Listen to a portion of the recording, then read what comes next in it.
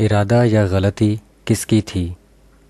Column نگار Syed Sardar Ahmad Pirzada, the first blind journalist of Pakistan, APNS best Urdu column award holder, روزنامہ نوائے وقت، مورخہ 11 اگست 2017۔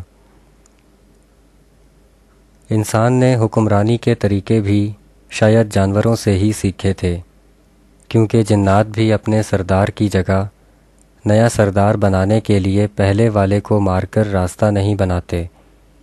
البتہ سرداری کا شوق رکھنے والے جانوروں میں کسی بھی ہم پلہ کو مار دینے یا بھگا دینے پر یقین رکھا جاتا ہے۔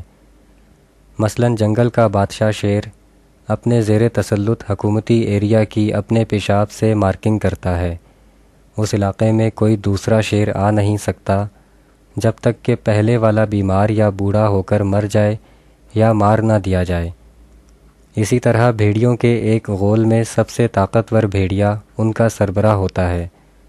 اس کے کمزور پڑنے پر دوسرا بھیڑیا اسے ہلاک کر کے کرسی سنبھال لیتا ہے۔ بالکل ایسے ہی جنگلی کتوں کے قبیلے کا بھی ایک ہیڈ ہوتا ہے جس کے سب تابع ہوتے ہیں۔ اگر وہ کسی وجہ سے لاغر ہو جائے تو عموماً اسے بھی اپنی زندگی سے ہاتھ دھونے پڑتے ہیں۔ انسان نے انسان پر حکمرانی کرنے کے لیے شروع میں یہی طریقہ اپنایا۔ جسمانی طور پر طاقتور انسان اپنے سے کمزور انسانوں پر اس وقت تک حکمرانی کرتا جب تک وہ خود کمزور نہ پڑ جاتا۔ جب مہذب معاشرے کی بنیاد پڑی تو مخالف کو قبول کرنے کی بجائے سرے سے ہی ختم کر دینے جیسے ظالمانہ طریقے کو بہت برا سمجھا گیا۔ حکمرانی کے نئے نظریے میں مخالف کو اہمیت دیتے ہوئے اسے بھی اظہار رائے کا حق دیا گیا، جو جمہوریت کی بنیاد کہلائی۔ پاکستان میں ہمیشہ طرز حکمرانی پر جمہوریت کا ہی سائن بورڈ لگایا گیا، لیکن ہمارے سیاسی مزاج میں مخالف کو قبول کرنے کی بجائے اسے سرے سے ہی ختم کرنے کا مزاج کسی نہ کسی صورت میں موجود ہے۔ اس کی جھلک یہاں کے تقریباً ہر سیاسی باشندے یا ہر سیاسی پارٹی میں ملتی ہے۔ سب سیاسی جماعتیں اپنے آپ کو عقل کل اور دوسرے کو ہر حال میں زیرو کرنے کے لیے کوشاں رہتی ہیں۔ کوئی سیاسی جماعت دوسری سیاسی جماعت کو دل سے قبول نہیں کرتی۔ ملک کی تاریخ میں بہت سے سیاسی اتحاد نظر آتے ہیں، لیکن ان اتحادوں میں شامل تمام چھوٹی بڑی جماعتیں اپنے مخالف کو زیر کرنے کے ساتھ ساتھ اندر ہی اندر اپنے اتحادیوں کی جڑیں بھی کاٹ رہی ہوتی ہیں۔ گویا ہمارے ہاں اقتدار پر تسلط حاصل کرنے کا وہی مزاج اب تک چلا آ رہا ہے جو ہزاروں برس پہلے انسان نے جانوروں سے سیکھا تھا۔ حالیہ واقعات پر غور کریں تو نواز شریف اقتدار سے باہر ہو گئے۔ جب انہوں نے اپنی گرتی ہوئی سیاسی رینکنگ کو ہائی کرنے کے لیے عوام سے ملتے ملاتے لاہور جانے کا فیصلہ کیا تو سب نے انہیں ذوالفقار علی بھٹو والے حالات سے ڈرایا کہ جب ذوالفقار علی بھٹو نے اپنی ابتدائی رہائی کے بعد ضیاء الحق کے خلاف جلسے اور جلوس کی کوشش کی تو انہیں پکڑ کر تختہ دار پر لٹکا دیا گیا۔ نواز شریف پہلے بھی اس ہسٹری کو جانتے تھے، مگر صحافیوں کے دوبارہ یاد کرانے پر بھی انہوں نے اس پر کوئی خاص توجہ نہیں دی۔ پاکستان کی سیاسی تاریخ کا ایک اور المناک واقعہ بےنظیر بھٹو کی موت ہے۔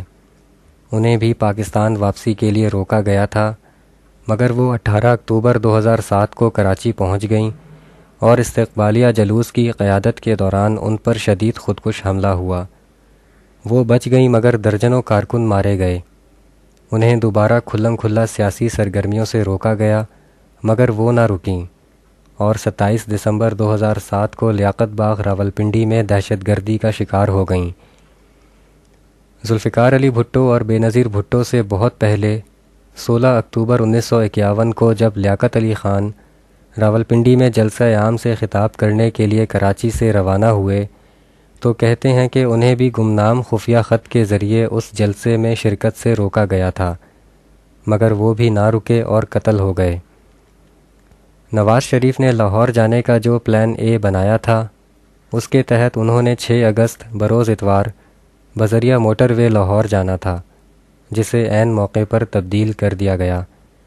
پلان بی کے مطابق وہ 9 اگست بدھ کے روز GT روڈ کے ذریعے لاہور روانہ ہوئے، اسی دوران 7 اگست سوموار کے روز لاہور کے بیرونی راستے پر کھڑا ایک ٹرک زوردار دھماکے سے پھٹ گیا۔ یہ ٹرک گزشتہ 3 دن سے اسی پارکنگ میں کھڑا تھا۔ کچھ لوگوں کے خیال کے مطابق اگر نواز شریف پلان اے کے تحت موٹر وے کے ذریعے لاہور آتے تو اسی پارکنگ کے قریبی چوک میں اپنی ریلی کا جلسہ کرتے۔ اگر یہ بات درست تھی تو تجزیہ کرتے ہوئے بھی خوف آتا ہے اور دھیان بے نظیر بھٹو پر 18 اکتوبر کے اس خودکش حملے کی طرف جاتا ہے جس میں وہ بچ گئیں۔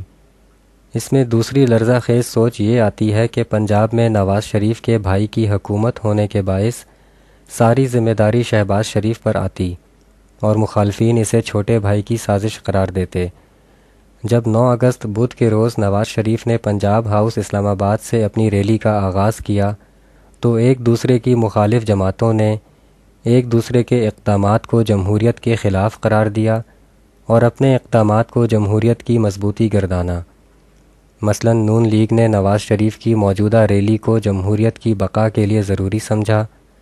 نون لیگ کہتی ہے کہ اداروں نہیں بلکہ کچھ افراد کی سوچ جمہوریت کے لیے شدید خطرہ ہے۔ عمران خان کی رائے میں نواز شریف اپنی لوٹی دولت بچانے کے لیے جمہوریت کا تختہ کرنا چاہتے ہیں۔ پیپلز پارٹی کے مطابق نواز شریف اپنی ذات کے لیے جمہوریت کو داؤ پر لگا رہے ہیں۔ حالانکہ پیپلز پارٹی کے حوالے سے ایک اہم بات قابل غور ہے کہ ذوالفقار علی بھٹو اور بے نظیر بھٹو کے بعد پیپلز پارٹی کی نئی پرانی قیادت میں کیا اب اتنا دم ہے کہ وہ لمبی لمبی ریلیاں نکالیں یا لانگ مارچ کریں؟ اگر موجودہ سیاسی صورتحال کی مثال دی جائے تو کہا جا سکتا ہے کہ خشک پتوں اور لکڑیوں کا ایک ڈھیر موجود ہے جس میں کسی کی غلطی یا غلط پالیسی کی چنگاری سے آگ بھڑک سکتی ہے۔ ذوالفقار علی بھٹو کے خلاف مارشل لاء لگانا اور ان کو پھانسی دینا ایک ارادہ تھا یا غلطی؟ جنرل پرویز مشرف کا نواز شریف کے خلاف مارشل لاء لگانا ایک ارادہ تھا یا غلطی؟ بے نظیر بھٹو کو دہشت گردی میں مروا دینا ایک ارادہ تھا یا غلطی؟ اس بارے میں مختلف آراء ہو سکتی ہیں، لیکن اس پر کوئی اختلاف نہیں کہ ان واقعات سے جمہوریت کو شدید نقصان پہنچا۔ موجودہ سیاسی حالات کا ٹرینڈ جمہوریت کے حوالے سے اچھا پتہ نہیں دے رہا۔ یہ نہ ہو آنے والے برسوں میں ہم یہ سوال کر رہے ہوں کہ اس مرتبہ ارادہ یا غلطی کس کی تھی، نواز شریف، کچھ افراد یا عمران خان؟ شکریہ۔ The end.